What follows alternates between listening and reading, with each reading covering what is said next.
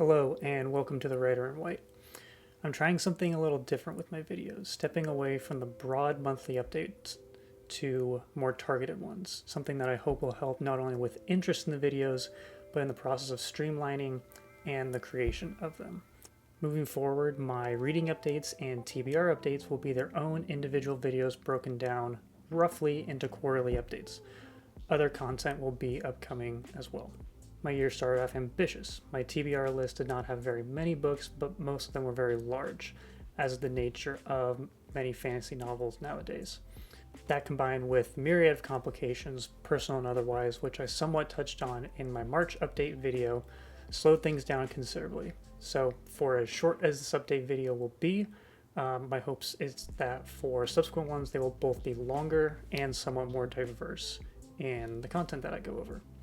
So this will be the update for January, February, March, and with a little bit of April, looking at timing for the books that I read during those months. Starting off, I have now read all of the books that have been currently released in A Court of Thorns and Roses, the series by Sarah J. Maas. I finished A Court of Thorns and Roses, the first one, back at the end of 2021, and recently I finished the most recent release, A Court of Silver Flames. The reviews of those are all up on my website right now, so if you want my full thoughts, you can read those there.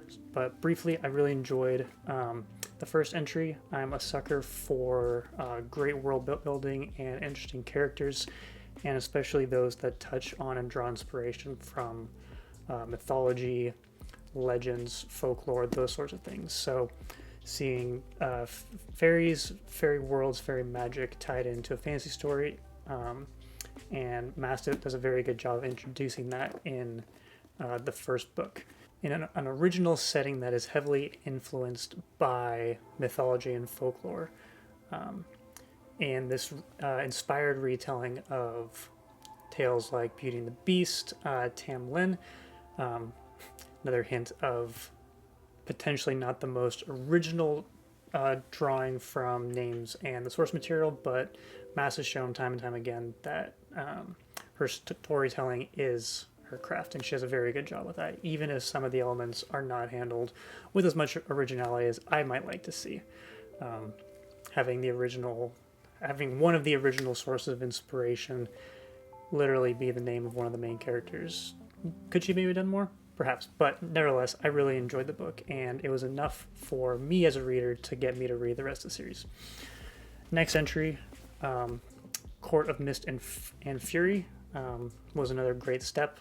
This one felt a lot more like the author was able to stretch and tell the story that she wanted to tell, rather than just an inspired retelling of classic tales.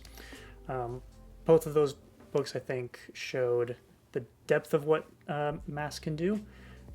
Shows complicated characters, beautiful world, conflict, character growth, not terribly intricate depth of characters, but interesting characters. And especially for the first two books in the series, I was optimistic about what she's going to do with them, how she's going to draw them into this wide world, and what she could do with this kind of stage that she had set. And now it's carried into A Court of Wings and Ruin, which was, to me, in my mind, almost the climax of the first part of this series. She has said that she wants to do lots of books, expanded books that are both prequels and sequels to these three. So how far the series will go remains to be seen, but I really enjoyed Court of Wings and Ruin. I thought for how large it was, it missed the opportunity to dive into some more significant aspects of the characters, especially considering how significant and complex some of them are. The relationships between Feyre and a lot of the other main characters, I felt, were hinted at the possibility of depth, but ended up being pretty shallow. So that was kind of a disappointment for me, especially seeing how well the author had approached some of those moments, some of the tender moments between Rysand and Feyre in some of their more intimate moments. That the opportunity for that was there, and the author has shown that she can write those scenes really, really well, and they weren't given the same emphasis that I had hoped that they might have. So nevertheless, the story was interesting. It kept me engaged, and she handled the progression through those first 3 books really well. Those 3 books, to give them a rating out of 5, I gave each of them a 3 out of 5. I enjoyed them, kept me engaged. I would not say that they were great books, but I enjoyed them. I recommend them to people who like fantasy and a little bit of spice to go with it as well, because there's definitely that romance and the spice in there. Next was the novella, A Court of Frost and Starlight. This, I think, is actually one of my favorite books from the author, which is interesting because it's much shorter. Written as a novella to bridge kind of the gap between A Court of Wings and Ruin and A Court of Silver Flames, pardon me. Bridging kind of the events in between, and starts to actually focus on the things that I thought the previous books had missed. It's not an adventure. It's not this rising fantastical action adventure for the characters. It's a family holiday. It's celebrating winter solstice for the characters as they are transitioning out of this period after the conclusion of a Court of Wings and Ruin. So it's more personal, it's more emotional, it's a little more authentic, and the author touches on this when in her acknowledgments at the end of the book, that there were some things happening in her personal life that allowed her to put those into the story to some degree, or experiences that she was able to draw on for these moments. And I think that really comes across in the writing. So it's more personal, and it shows that the author can actually write those moments really, really well, and she can actually carry a story with those authentic personal interactions. So that's why I love that one. It doesn't need this big grand overture of epic fantasy to be compelling, and that's why I think it's one of my favorite books of Sarah J. Maas's that I've read. And I think it's a perfect showcase of her talent in writing those types of narratives. So Court of Frost and Starlight, I actually gave a 3.5 out of 5 because of the talent that she has in writing those moments. And finally, to the last one, A Court of Silver Flames, seeing the shift in characters, or the shift in point of view characters, was, I think, a really good and bold choice. Having 3 books, 3.5 if you're counting the novella, being told from Fyra's point of view, I think shifting to Nesta was a great choice. One, to not only give a different perspective on what's happening in the world, to make sure we're not getting tired of the same perspective. I don't think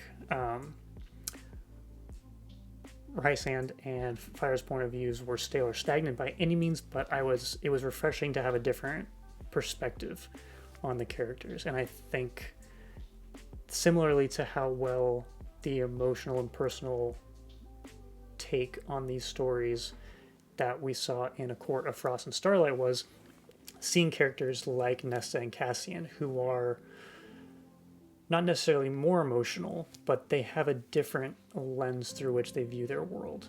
And that authenticity really came through in the writing of A Court of Silver Flames. It allows Nesta's vibrant emotional dynamic, that there is this different view that she has as a main character, because her being drawn into this main character role wasn't the same as the main characters of the first three books. They had more choice, they had more agency. Nesta is this ball of anxiety and frustration. And then we see Cassian come in with a very upfront and authentic self. And seeing those two mesh and have those emotions play off each other, I felt more relatable, or I felt was more relatable, at least to me, in this book. And definitely to the joy of a lot of fans, this book continues in the theme of becoming spicier and sexier. With both the main characters having a lot of stuff they need to work through, continuing to escalate. We see a lot of that in this book. So for fans of that, they definitely will be happy with that. I think it also goes to show the talent that Maas has in writing emotional beats, and allowing the characters to actually dive into those emotional beats a little bit deeper, where the other books kind of glossed over them pretty quickly or used them as narrative stepping stones. A Court of Silver Flames seemed to allow those to take their time a little bit more. Some parts of the book I found to be a little bit more clunky than previous ones, but I saw those also as the author kind of stretching their legs and trying new things. It's a larger book, it takes a few more risks, and I think a lot of them pay off, some of them less so, but overall, really enjoyed the book. Gave that one as well a 3.5 out of 5, just for the authenticity and the depth of which the author allows those moments to kind of take their time rather than rushing through them to get to the next thing. So overall, looking back at the 5 books, or the 4 novels and the 1 novella of A Court of Thorns and Roses, I'm really enjoying this series. I think the world is beautiful. I think the characters are dynamic and complex, and definitely not one-dimensional. That's easily one of the greatest strengths of this author, is creating interesting characters that are complicated. You're invested in them and their story and their role within the story. I'm a sucker for mythology and folklore, and I think the author does a very good job of drawing those into the story, but also creating unique and original aspects of it. I'm not the target audience of these novels by any means, but I'm still enjoying them. I don't have to be a part of that new adult sexy fantasy fan base to still get enjoyment out of these books. And so I think that's another credit to the author in writing compelling stories and not needing to rely on singular elements to make her stories sell, but that she is a good storyteller. She is a good world builder, and I think that's her strength. Not necessarily a great writer, not necessarily top tier fantasy books, but she's a good storyteller, and for me that's enough to keep me engaged in these books. So the series so far, counting the first books and however long the series is going to go, I'm enjoying it. I recommend it to a few friends, especially those who like fantasy, fantasy inspired by fairies, fae magic, European and Celtic folklore, especially a lot of women who are looking for fantasy recommendations that don't want them to be necessarily dominated by male protagonists, male authors, and stories of that nature. So the series I gave so far a 3 out of 5. I'm enjoying it. There are things that I wish there was more of in the stories, but not enough that it's actually detracting from my enjoyment of them so far.